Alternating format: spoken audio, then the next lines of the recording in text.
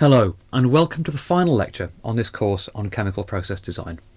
This lecture is going to examine a plant utility that is so important it gets a whole lecture dedicated to it, and this utility is electricity. The first part of this lecture will examine electricity generation, distribution and use in the UK. We'll discuss the importance of grid synchronization and identify what causes changes in the grid frequency. We'll see that there is a robust mechanism in place to protect the integrity of the electricity grid and to prevent total loss of power. In the worst case of total loss of power, another mechanism termed black start comes into play, and we'll examine that too. Let's start by thinking about electricity generation within the UK context. And if one starts to look through historical data, the first thing that becomes immediately apparent are the generation sources have changed almost unrecognisably in the last 10 to 15 years. Let's have a look at those changes.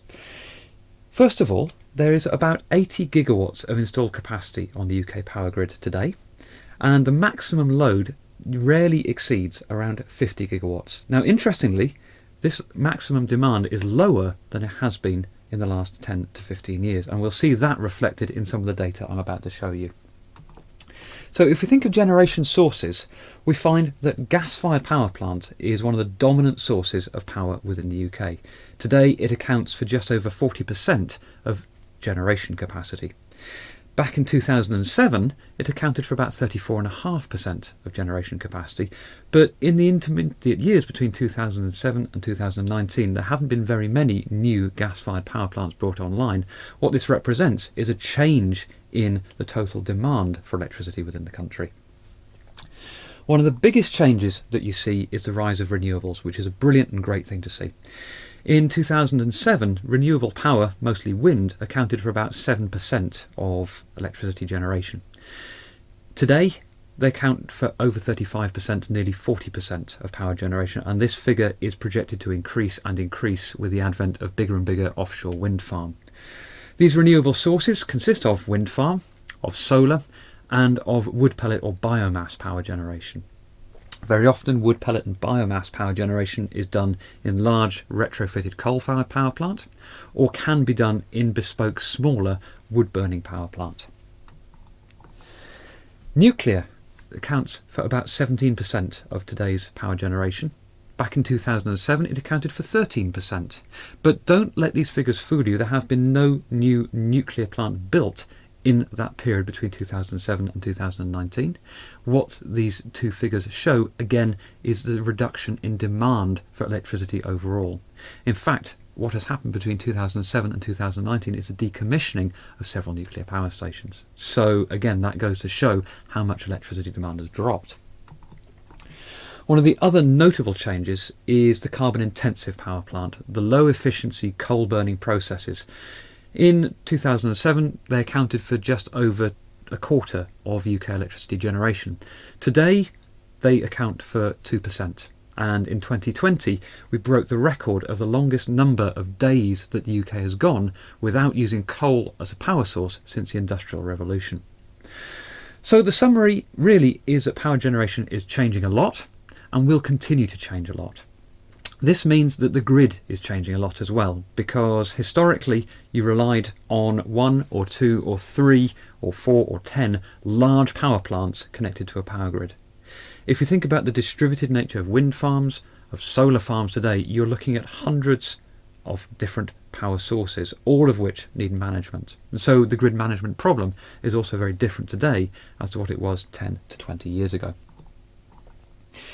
Let's consider that topic of electricity demand.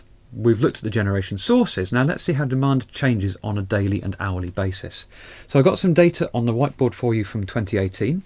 What I'm plotting on the y-axis is the power demand in megawatts, and on the x-axis is time. And I've got a Sunday, a Monday and a Tuesday. And the border between these days is midnight, so you've got a time frame to look at.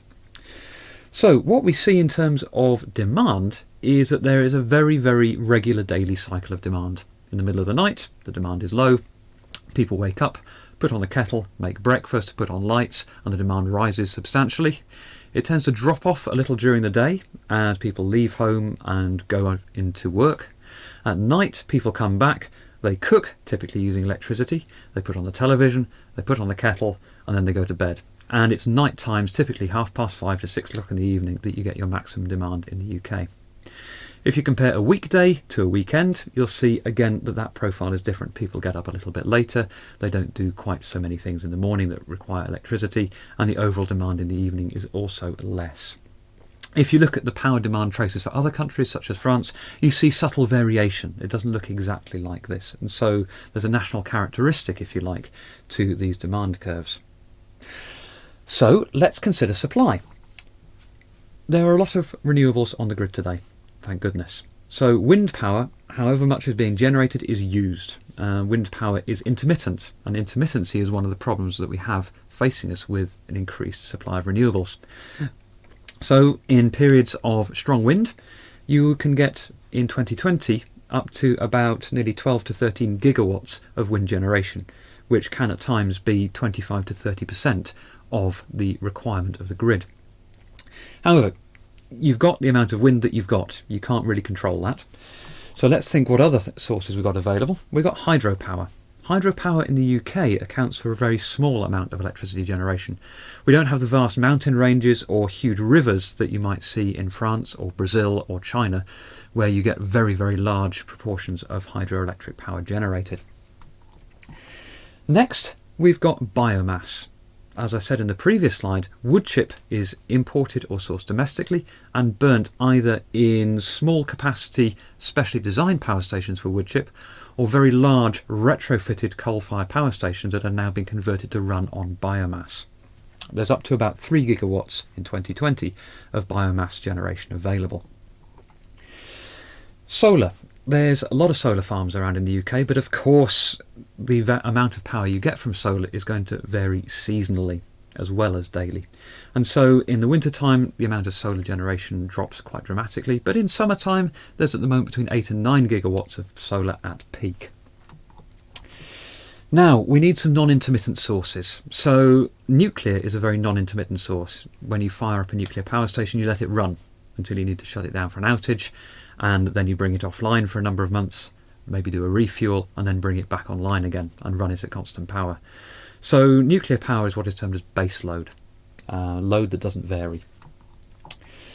We've then got a little bit of coal remaining, and typically coal these days is only used in the winter to try and supply during peak demand periods, when you've got the power grid straining, say for example on a very still, high pressure, gloomy, cold day, when wind generation falls to zero, when there's very little solar generation, when daylight hours are limited especially, then there's a need to try and top up the amount of power that we've got available, and at the moment the way that is done is through using our coal-fired assets. Gas, therefore, is one of our biggest on-demand power generators that we have available. And so the amount of gas-fired power generation is very, very closely linked into how much wind power is available. On low wind days, gas makes up the balance. On high wind days, gas is reduced substantially. The beauty of a gas-fired power plant is you can control the exact amount of power that you want from it according to how much the demand is. And so these are very much on-demand processes that you can run up and run down as and when they are required. Now, the UK doesn't act in isolation. We have a number of interconnectors into the continent. For example, we have a 2 gigawatt interconnector to France and 2 times 1 gigawatt interconnectors, one to Belgium and one to the Netherlands. And so we can import power and we can export power. France is one of the biggest power importers and exporters in Europe due to its very, very large nuclear baseload. The final thing that we have is pumped storage. This is effectively, imagine 2 reservoirs vertically separated. During periods of excess power, you pump water from the bottom reservoir to the top reservoir, and when you need on-demand peak power, that switching on of a kettle in half-time of a football match, for example, you can dump a lot of water very fast through some large turbines to provide that instant demand that you need.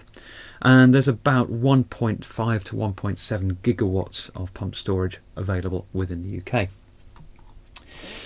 Now let's think about electricity distribution. You've got all these generation sources and you've got all these consumers, and they need to be linked together. And they're linked together by the electricity grid. and the electricity grid in the UK had its beginnings in the 1930s. In the 1930s, you had a series of regional grids. You had power stations close to cities, or sometimes in cities, and you had electricity interconnects between that power station and local consumers.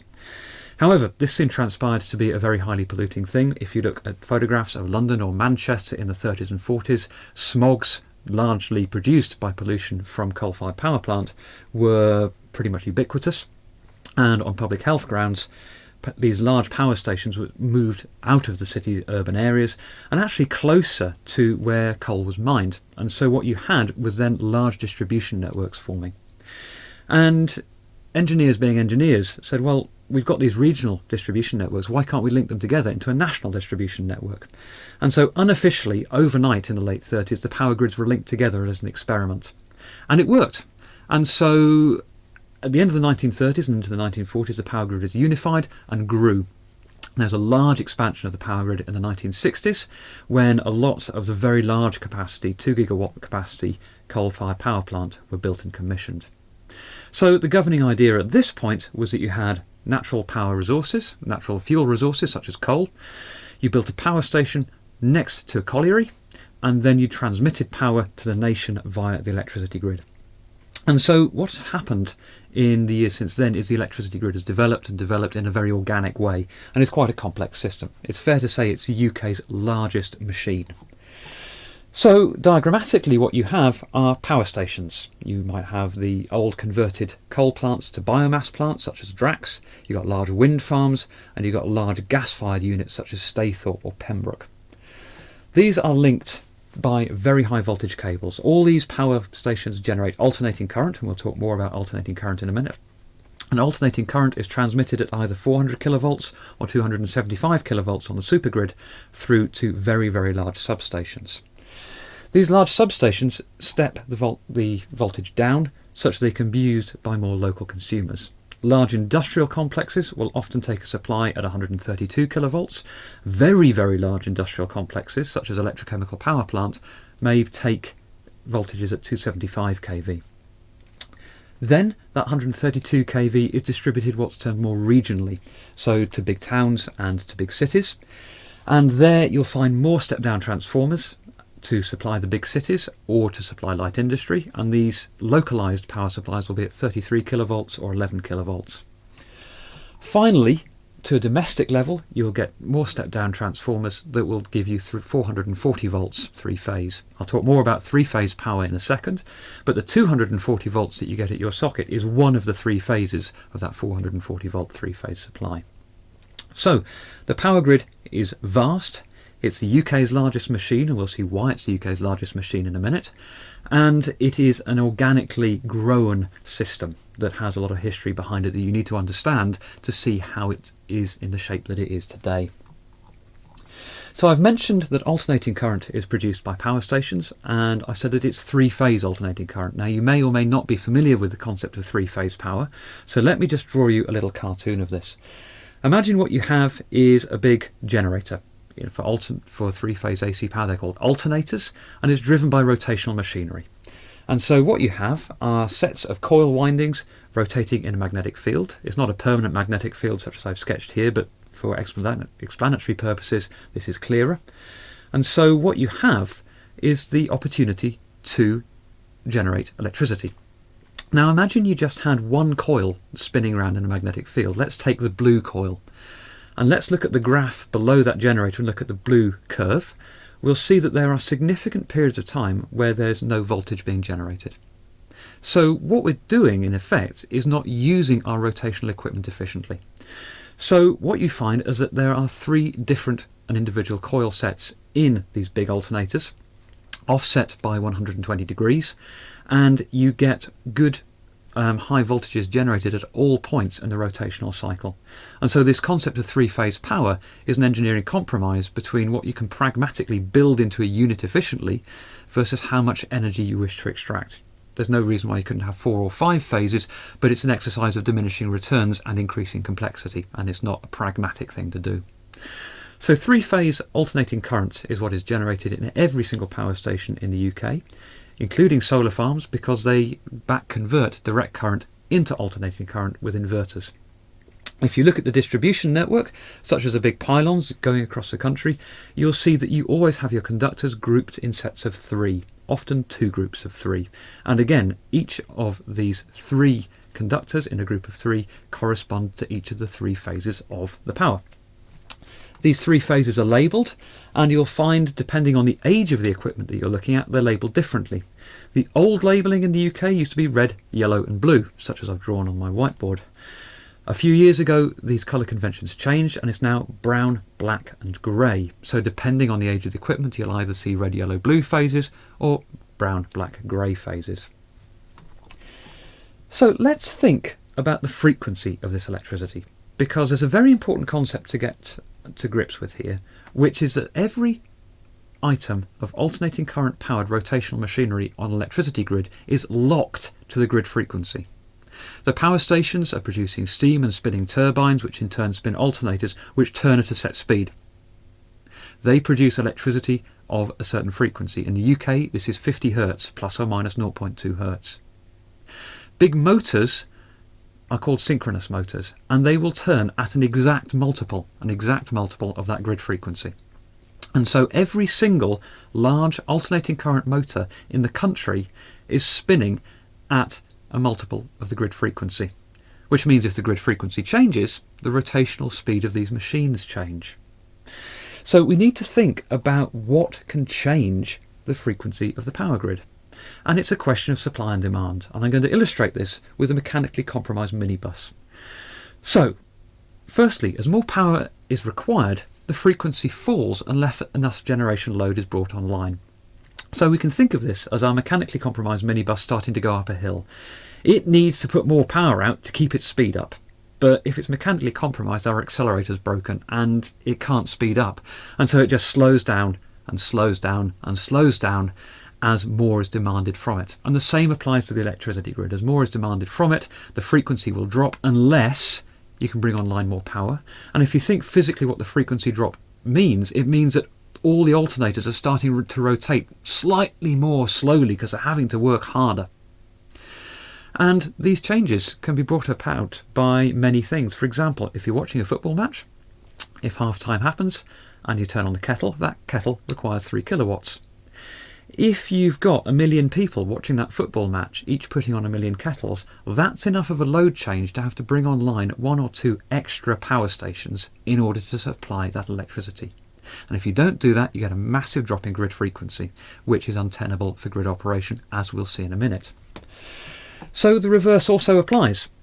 As less power is required, the frequency will rise unless you take generation load offline. And again, this is akin to our mechanically compromised minibus getting to the top of the hill and starting to go downhill, only to realise that it doesn't have any brakes.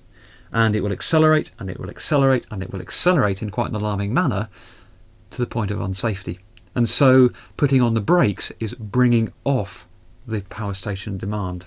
So what we do is we control the power grid according to how much supply is required. And this load is balanced on a second by second basis.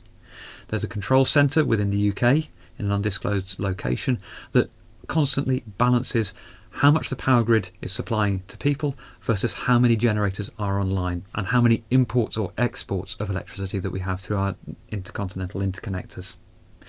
Plans can be made weeks or months in advance for known demand peaks. For example, when the Olympics came in 2012, this was a known event that would require a lot more electricity, and so contingency can be put into place.